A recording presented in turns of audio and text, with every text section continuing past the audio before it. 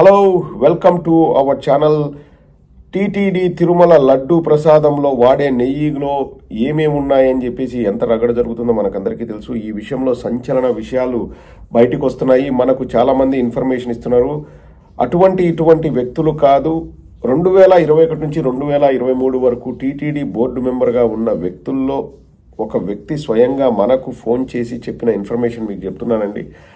ఆ టైంలో my home Rameshwar Rao గారు కూడా టీటీడీ బోర్డు మెంబరే, ఈ ప్రొక్యూర్మెంట్ కమిటీలో ఆయన కూడా మెంబరే. మీరు కావాల్సింటే చెక్ చేసుకోండి. మై హోమ్ రామేశ్వరరావు గారిని కూడా మీరు కావాలంటే తెలిసిన వాళ్ళు అడగండి, వారు వాస్తవాలు చెప్తారు. ఎలా ఈ ప్రొక్యూర్మెంట్ జరుగుతుంది అంటే, నెయ్యి ప్రొక్యూర్ చేసేదానికి ఒక కమిటీ ఉంటుంది, సపరేట్ కమిటీ. దానికి ఒక జిఎం ఉంటారు. ఎవరైనా మేము నెయ్యి సప్లై చేస్తామని చెప్పేసి ఏదైనా పెద్ద కంపెనీ వాళ్ళు ముందుకొస్తే వాళ్ళ ప్లాంట్కి వెళ్ళి లేకపోతే వాళ్ళ ఫ్యాక్టరీకి వెళ్ళి తనిఖీలు చేస్తారు. 3-4 సభ్యుల కమిటీలు ఉంటాయి. ఈ ప్రొక్యూర్మెంట్ టీంలో కమిటీ ఉంటుంది, జనరల్ మేనేజర్ ఉంటారు. వీళ్ళందరూ సరిగా పని చేస్తున్నారా లేదా, అంటే అక్కడ ప్లాంట్ దగ్గర హైజీన్ మెయింటైన్ చేస్తున్నారా, క్లెన్లీనెస్ మెయింటైన్ చేస్తున్నారా, మా స్టాండర్డ్స్కు తగ్గ విధంగా వారు నెయ్యిని తయారు చేస్తున్నారా అని చెప్పి వారు వెళ్ళి అక్కడ తనిఖీలు చేస్తారు. అది ఇప్పుడు కాదు, ఎన్నో సంవత్సరాలుగా 30-40 సంవత్సరాలుగా జరుగుతున్న తంతు అది. ఒకసారి వారు తనిఖీలు చేసిన తర్వాత ఈ ఫ్యాక్టరీలో అన్నీ మనం అనుకున్నట్లు జరుగుతున్నాయి అన్నప్పుడు వారు టెండర్లు పిలిచినప్పుడు ఆ టీటీడీ ప్రొక్యూర్మెంట్ టీం వారికి చెప్తుంది, మీరు బిడ్డింగుల్లో పాల్గొనొచ్చు అని. ఒకవేళ బిడ్డింగ్లో పాల్గొనే సమయానికి వారు తనిఖీలు చేయకపోతే బిడ్డింగ్లో పాల్గొన్న తర్వాత కూడా వాళ్ళు తనిఖీలు చేస్తారు. అలా తనిఖీలు చేసిన సంస్థలు మాత్రమే బిడ్డింగుల్లో పాల్గొంటాయి. బిడ్డింగుల్లో పాల్గొన్న తర్వాత L1, L2, L3, L4 అట్లా.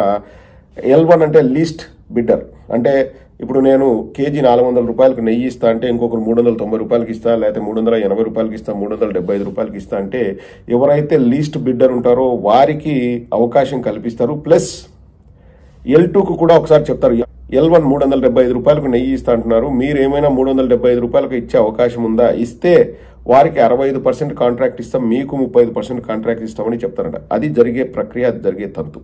లేదు మేము 375 రూపాయలకు ఇవ్వలేము అంటే మొత్తం L1కే ఆ కాంట్రాక్ట్ ఇస్తారు. లేదు మేము కూడా 375 రూపాయలకి ఇస్తామంటే L2కు కూడా కాంట్రాక్ట్ ఇస్తాం.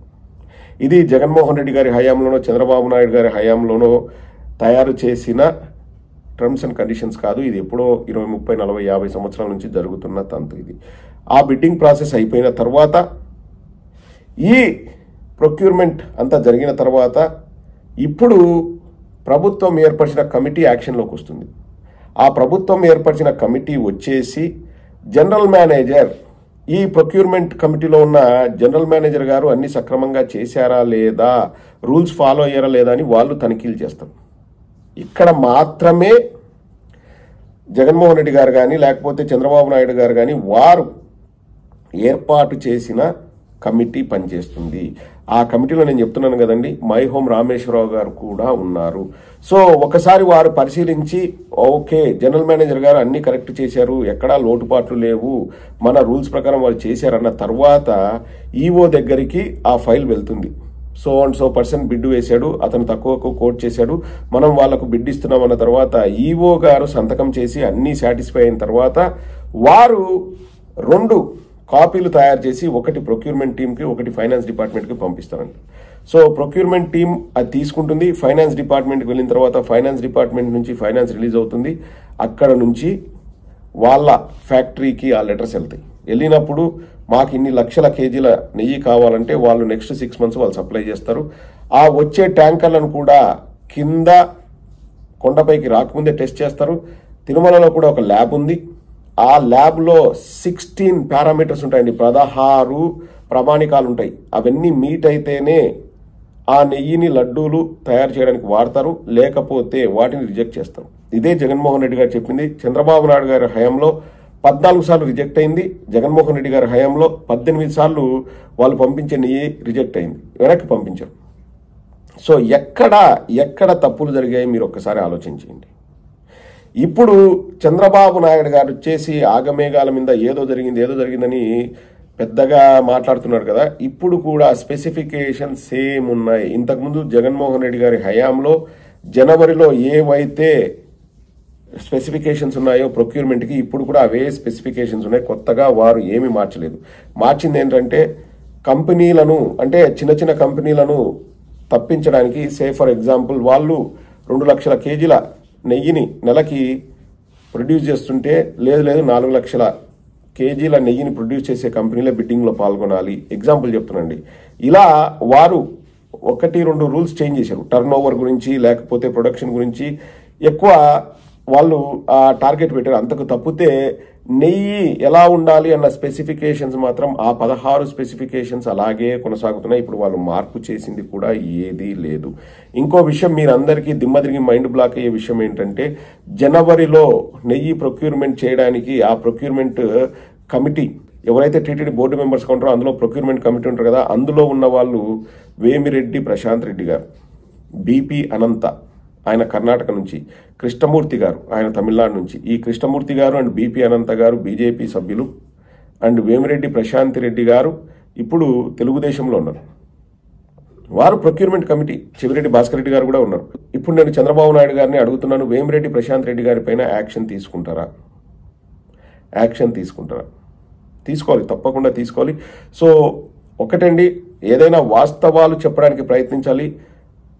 ముగించే ముందు మీకు అక్కడ ఒక వీడియో పెడుతున్నాను చూడండి. ఆ వీడియో ఏం చెప్తున్నాడు లోకేష్ అన్నది మీకే క్లియర్గా తెలుస్తుంది. ఒక్కసారి వినండి. After 2 months, the report is being brought into the public. Why is that? It took time for it to come, no? TTD is an independent body. So, Honorable Chief Minister role is only appointment of the year. It operates independent, has its own autonomy. TTD అన్నది స్వతంత్ర ప్రతిపత్తి గల సంస్థ. అందులో ముఖ్యమంత్రి గారికి ఎటువంటి ప్రమేయం ఉండదు. ముఖ్యమంత్రి గారు మెంబర్స్ను మాత్రమే సెలెక్ట్ చేస్తారు అన్నారు. ఆ సెలెక్ట్ చేసిన టీటీడీ బోర్డు మెంబర్స్ కూడా ఒక వైఎస్ఆర్ కాంగ్రెస్ పార్టీకి, ఒక టీడీపీకి సంబంధించిన వాళ్ళు ఉండరు. దేశంలోని అన్ని రాష్ట్రాల నుంచి వచ్చిన సభ్యులు మెంబర్స్గా ఉంటారు. వాళ్ళు విధులు నిర్వర్తిస్తారు. ఇప్పుడు యానిమల్ ఫ్యాట్ ఉంది లేకపోతే కలుస్తుంది అంటే టీటీడీ బోర్డు మెంబర్స్, అక్కడున్న ప్రొక్యూర్మెంట్ జనరల్ మేనేజర్స్, అక్కడ పనిచేసే వాళ్ళంతా వాళ్ళు తప్పు చేసినట్ల. ఇక్కడ ఇంకొక విషయం అండి, ఆ టీటీడీ ప్రొక్యూర్మెంట్ టీంలో ఉండే జనరల్ మేనేజర్ని ప్రభుత్వం, అంటే జగన్మోహన్ రెడ్డి గారి ప్రభుత్వం వస్తున్న ఒక జీఎంని అలా పెట్టరండి. వారు టీటీడీ ఎంప్లాయీస్. టీటీడీ వారిని సెలెక్ట్ చేస్తుంది, గవర్నమెంట్కి ఏం సంబంధం ఉండదు. టీటీడీ స్వతంత్ర ప్రతిపత్తి గల సంస్థ. సో వాళ్ళు సెలెక్ట్ చేస్తారు తప్పితే ఎక్కడ జగన్మోహన్ రెడ్డి గారో చంద్రబాబు నాయుడు గారో చేయరు. ఇప్పుడు చెప్పండి, ఎక్కడ తప్పు జరిగే అవకాశం ఉంది? రాజకీయాల కోసం దేవుణ్ణి వాడుకున్న వాళ్ళు మట్టి కొట్టుకొని పోతారు. ఇది నేను చెప్పే మాట కాదు, చరిత్ర చెబుతోంది. చంద్రబాబు నాయుడు గారు ఈ విషయాన్ని ఇప్పటికైనా తెలుసుకుంటే మంచిది. లేకపోతే ఇంకా నేను చెప్పేది ఏం లేదు, అన్నీ ఆ దేవుడే చూసుకుంటాడు.